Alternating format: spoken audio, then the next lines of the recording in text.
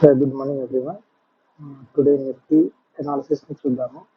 So last 10 to 15 days slow and స్టడీగా market అనేది మనకు పైకి వెళ్ళిపోతూ ఉన్నది. ఒక ఛానల్లో పైకి అనేది వెళ్ళిపోతూ ఉన్నది ఛానల్ క్రియేట్ చేసుకుంటూ. బట్ లాస్ట్ 2 days అనేది అప్లోనే హోల్డ్ చేస్తూ మార్కెట్ మంచి గుడ్ మూవ్ ఇచ్చారు. సో ఈరోజు నిఫ్టీ ఎక్స్పైరీ కాబట్టి టుడే ప్లాన్ మనది ఎలా ఉండాలి అని అంటే మార్కెట్ ఫ్లాట్గా ఓపెన్ అయినా స్లైట్గా గ్యాప్ అప్ ఓపెన్ అయినా నాకు తెలిసి 750 అనేది ఒక సపోర్ట్ తీసుకొని మార్కెట్ అనేది 750ని మార్కెట్ సపోర్ట్ తీసుకొని పైకి వెళ్ళిపోతుంది. మళ్ళీ అక్కడి నుంచి పైకి వెళ్ళిపోతుంది. Just 1 minute.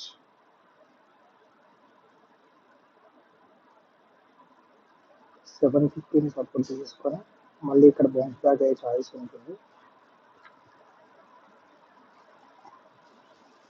అది గ్యాప్ అప్ ఓపెన్ అయినా గ్యాప్ అప్ ఓపెన్ అయితే మాత్రం మేబీ చెప్పలేము. అలానే ఫస్ట్ 5 minutes కానీ క్లోజ్ కాకముందుకే దాని కింద కాకముందుకే పైకి వెళ్ళిపోవచ్చు.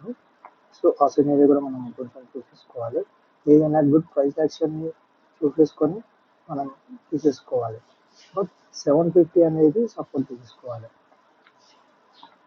నెక్స్ట్ టార్గెట్ వచ్చేసి మనకి మోర్ దెన్ 850 to 950 టార్గెట్ ఉంటుండొచ్చు.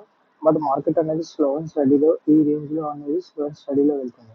ఎందుకంటే ఇక్కడ బాగా కన్సాలిడేట్ చేసి పైకి వెళ్ళి మళ్ళీ అదే జోన్లో నుంచి మార్కెట్ అనేది కిందికి వచ్చారు. కాబట్టి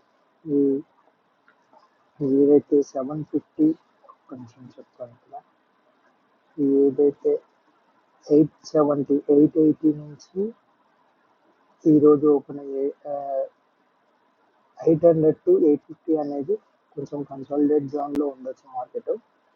అలా స్లో అండ్ స్టడీగా మార్కెట్ ఉండి పైకి వెళ్ళిపోయింది అంటే 25,000 కూడా బ్రేక్ చేస్తుంది. సో అది మనకి స్లైట్గా అప్ సైడ్ వెళ్తాయి.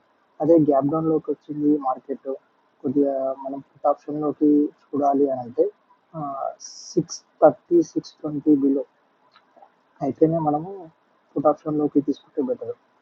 650 బిలో మార్కెట్ అని వచ్చింది అని అంటే 650 బిలో వస్తే కానీ మార్కెట్లోకి మనం పుట్ ఆప్షన్ని కొంచెం ఒక 50%లోకి అయినా కానీ తీసుకోలేము. ఎందుకు అంటే ఎవ్రీ టైం మార్కెట్ ఈ రేంజ్లో బయర్స్ ఉన్నారు, ఈ రేంజ్లో బయర్స్ ఉన్నారు, ఈ రేంజ్లో బయర్స్ ఉన్నారు. సో 650 బిలోకి వస్తే మార్కెట్లో బయర్స్ అనేది కొద్దిగా వీక్ అవుతారు అనమాట.